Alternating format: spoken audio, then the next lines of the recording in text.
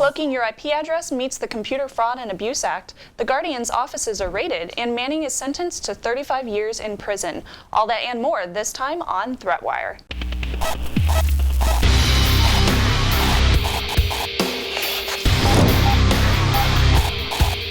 Hello and welcome to ThreatWire. I'm Darren Kitchen. I'm Shannon Morse. And this is your summary of what's threatening security, privacy, and our internet freedom. We start today with the Computer Fraud and Abuse Act of 1984, which has once again proven how completely out of touch it is with modern computing. The case goes like this.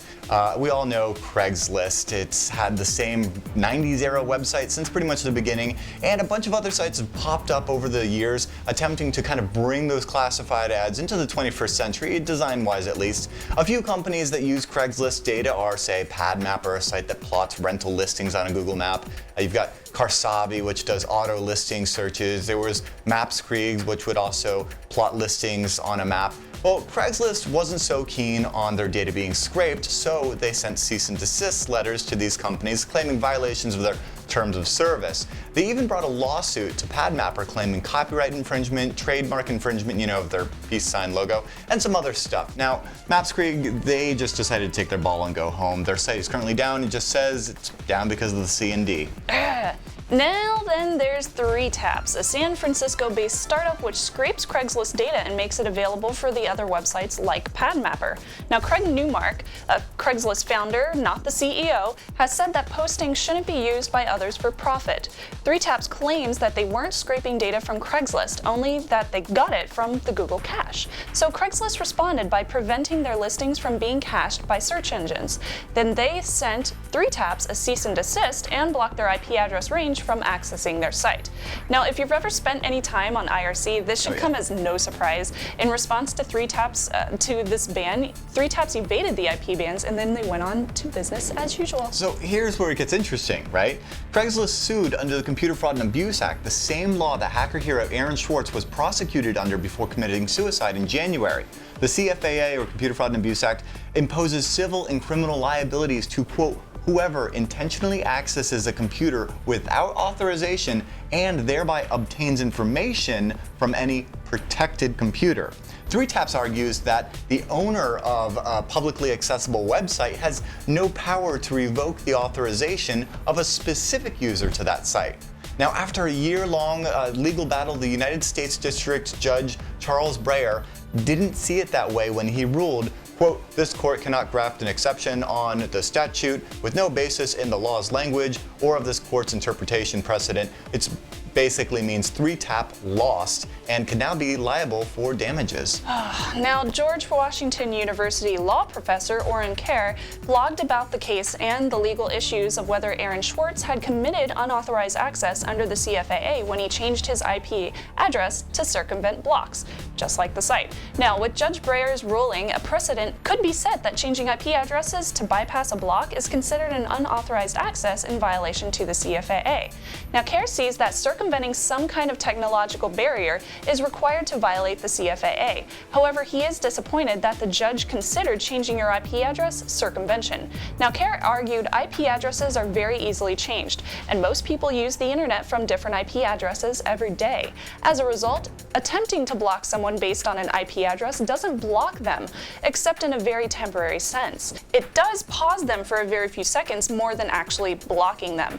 It's a technological barrier in the very short term, but not in the long term. Is that enough to constitute a technological barrier? Now, in the ruling, Judge Breyer points out a scenario in which 3Tap posits someone is criminally prosecuted for visiting a hypothetical website, let's say don'tvisitme.com, after a friend says the site has beautiful pictures. But the homepage says that no one is allowed to click on the links to view the pictures. Breyer points out that the court's decision doesn't speak to whether the CFAA would apply to other circumstances where an unsuspecting individual stumbles across an unauthorized site. Now, Hane Fakoi, an attorney with the Electronic Frontier Foundation, pointed out there are some actual pros and cons to the ruling, and explaining that the court agreed with the principle that a person can only be found to have accessed information without authorization if a technological barrier was circumvented. Now, Aaron's law, which seeks to make much needed changes to the CFAA, defines access without authorization as, quote, knowingly circumventing one or more technological or physical measures that are designed to exclude or prevent unauthorized individuals from obtaining that information.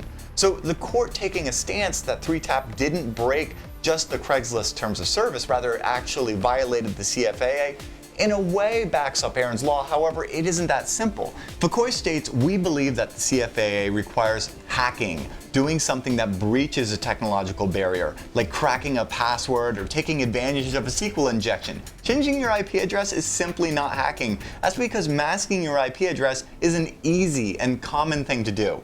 So if it's easy and common, it's not hacking. Obviously. Right.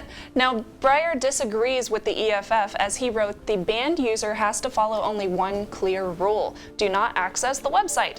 The notice issues becomes limited to how clearly the website owner communicates the banning. In this case, Craigslist made it pretty clear that it didn't want 3TAP scraping its site. It sent a cease and desist. Now, Breyer believes that the ruling wouldn't penalize normal internet users, as the average person does not use anonymous proxies to bypass an IP block set up to enforce a banning communicated via personally addressed cease and desist letter.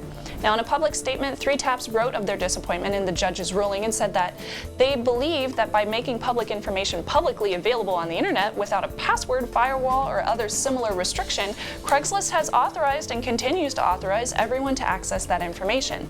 Now, 3TAPs went on to say that it plans to continue operation without directly accessing Craigslist servers by means of crowdsourcing and public search results. So this all brings us to our question of the week, which is, do you believe that changing your IP address to evade a ban is hacking, something that violates the Computer Fraud and Abuse Act? And if, for example, I named my wireless network, the password is spaghetti, and protected it with the password spaghetti, would it be unauthorized access if you connected to it with the obvious password? Now, if you were to rewrite the CFAA, how would you define unauthorized access? Now remember, you can find all the ways to subscribe at threatwire.org, and make sure to get involved in our Google Plus community for continued discussions on stories like these. First off, Tony posted Glimmerglass is a NorCal company that sells optical fiber technology, and they have a software product called CyberSweep that they have offered to government agencies. This could be the tech that the NSA has been using for global surveillance, tapping into undersea cable communication. One of the leaks from Snowden suggests this, due to the fact that the NSA paid to upgrade the GCHQ, the Government Communications Headquarters. It's located where many of the cables surface. If this information is factual, it could prove that the NSA is tapping into global communications regardless of being a US citizen or not, innocent or not. Now, Rick also posted that the Guardian offices were raided in London recently with an effort to destroy hard drives to stop future leaks from surfacing from Snowden. That's right, authorities told Guardian editor Alan Rusbridger that he would have to hand over documents or face the hard drives being destroyed. The Guardian has also promised to continue to report on the Snowden documents, not just in London.